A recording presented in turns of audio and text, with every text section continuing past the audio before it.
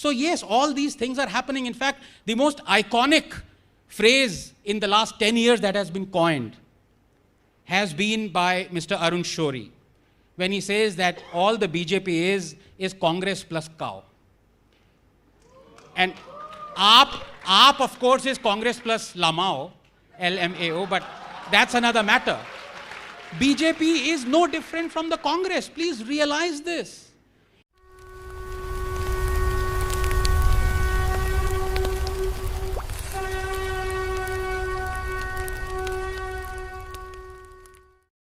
Coming swiftly back to the topic of the debate, I have to say this in the spirit that I'm sure the other side would accept gracefully, is that even a drunk acupuncturist deliver less pain per square inch than the arguments that we've heard so far from the other side. The reason for that is, and abhi to sai bhi baki hai, but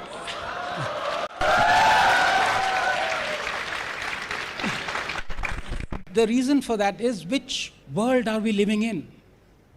I mean, it's just shocking because this is the world of social media. You can't fool anyone now, especially the younger generation. I mean, it's just, and let me start off by saying that we believe what we see. But unfortunately, what we see is increasingly being written by people who see what they believe. And that is what the media is. They are seeing what they believe. Journalism is justice delivered without the courts. It is a public good. It is as important as delivering justice. And I'm stating the obvious here, but the tragedy is that most of the journalists that you see are busy peddling narratives. They have become activists. They're not balanced anymore. They're not objective anymore. Even in science that the moderator talked about COVID. And I say, please do not bring politics into science, because all then you would end up with is political science. But and there's nothing wrong in that. But there are a dozen, I don't know how much time we have, whatever X time I have, I'll take 30 seconds more than that. But the fact of the matter is, I can bust a dozen narratives, fake narratives over the last 8 years that have been peddled. And Sai can maybe bust a dozen more narratives. But it's tiresome after a while, because then you are left asking, what is the journalist's job? If the reader, if the viewer is there to bust the narratives, I mean, let me take what the other side, and I just mean other side as a rhetorical thing, that we're all the same. We're all on the same side, right? But at least in this debate, let me pick up the two issues that they talked of. Mani talked about BBC, he talked about Bofors, and he talked about how well-meaning and gracious the government was. I mean, I don't need to open that Pandora's box. I don't need to tell you how much stress and how much draconian measures were put under Chitra Subramaniam when she was doing the story of Bofors by Rajiv Gandhi and the PMO. I don't need to tell you when Mani talks about the BBC and saying, we didn't ban the BBC film. Right, you didn't ban the film. You banned the BBC for 2 years. And it wasn't under the emergency. It was before the emergency. 2 years. So, and this is the problem with journalism. It somehow, over the last 8 years, it is giving the impression that everything bad that is happening in this country is happening for the first time. That before 2014, India was a Garden of Eden. Everything was perfect. And then we had this Cambrian explosion, that everything that could go wrong, except for a nuclear explosion, which we don't even know, maybe some newspaper would report a nuclear explosion has also happened. But everything that could go wrong has gone wrong. Let me pick up the other thing that Mr. Kulkarni talked of. His exact expression was, lights are dimming. Honestly, they seem pretty bright to me out here. Democracy is under threat. Democracy is under threat. This is ridiculous. And I'll prove it. And this is the last fake narrative that I'm going to bust and before I pass it on to Sai. This democracy is under threat. The biggest test of a functioning democracy, and my good friend Salman would agree because he's in the court, he's an eminent lawyer, are two things. The independence of the Supreme Court and the independence of the Chief Election Commission. Other than these two things, everything else is at the mercy of our Constitution. And I put it to you, I don't know what will happen to me once I say this, that we have been a banana republic ever since we became a republic. Our Constitution does not respect freedom of speech and expression, period. And whatever little it did was then soon trampled within a few years by Nehru's First Amendment. I'll come to that in a minute. Chacha ji ki baat karunga abhi. The fact of the matter is that all those who say democracy is dead, lights are dimming, and everything is happening for the first time, this assault on democracy, sedition charges, anti-national. Do they even know that under the UPA, and I'm not talking of Indira Gandhi emergency, and one doesn't need to go as far back as that. Let's go back only 8 or 9 years. Under the UPA, it filed 12,000 sedition charges on activists. 8,500 on the same day. And the then Home Minister, Mr. Chidambaram, yes, when he was asked, why are you doing this, he said, and I quote him, these are all anti-nationals. आपके anti national और आज के जो चल रहे हैं anti national उसका क्या? There are so many other examples like that, and what does it even need to go back to the UPA days? Chhattisgarh government, Congress ruled government, they slapped a sedition charge on a person who complained of a blackout, a power cut. They filed a sedition charge under him. So many things are happening right now in Congress ruled states, but democracy is flourishing there. In Bengal, a non-BJP ruled state, a chemistry professor shared a cartoon of Mamata Banerjee. He was arrested. 2 weeks ago, this news, we don't even know because the Telegraph is all very prim and proper and doesn't want to go against Mamata. He was acquitted after 11 years, a chemistry professor. 11 years.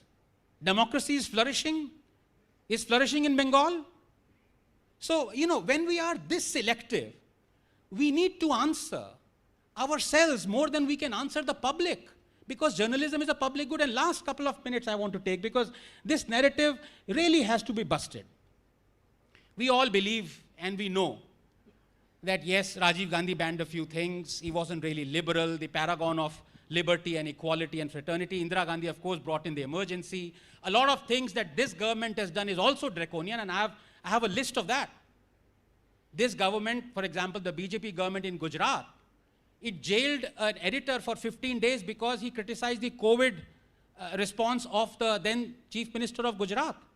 So yes, all these things are happening. In fact, the most iconic phrase in the last 10 years that has been coined has been by Mr. Arun Shourie, when he says that all the BJP is Congress plus cow.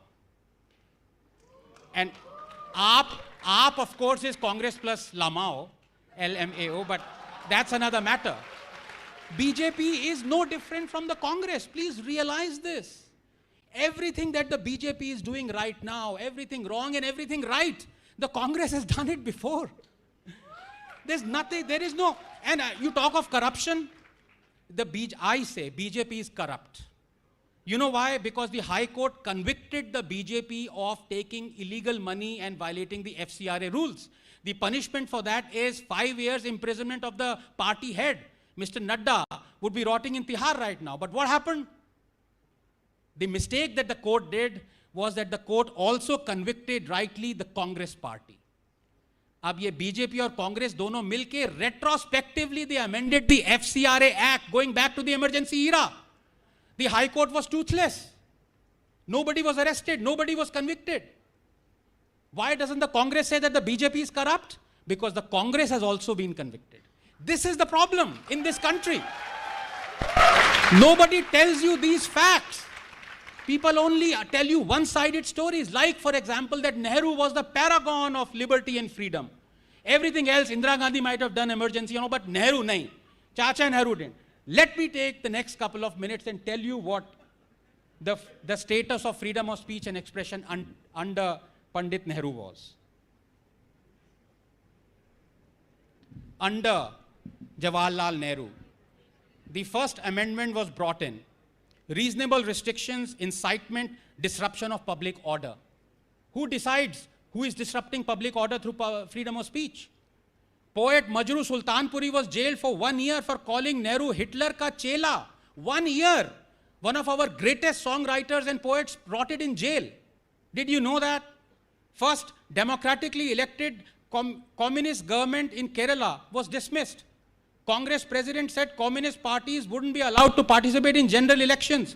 Stanley Whooper's book 9 Hours to Rama was banned. The book Chandra Mohini was banned. Audrey Menon's The Ramayana was banned. Campbell's The Heart of India was banned. Koestler's The Lotus and the Robot was banned. Import of any newspaper that undermined friendly relations. No, I need to go on. I need to go on because this rubbish fake narrative needs to be busted right here and right now. Flischter's Aisha was banned.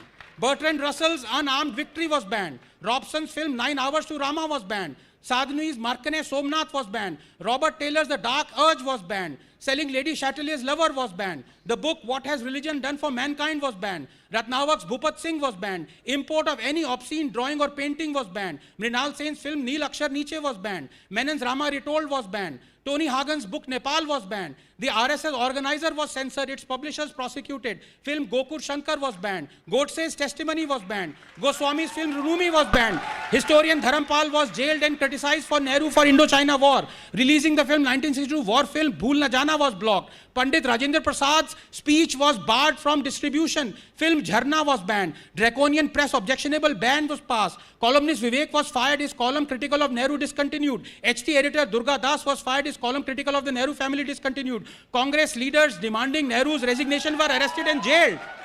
Ads to Times of India was discontinued for speaking against government policy. Magazine Crossroads was banned. Play Nigame Communistike was banned. Its actors arrested. Hindi film songs were banned from being played in the AIR. Congress demanded a ban on iconic film Parasakti. Film Nastik was banned.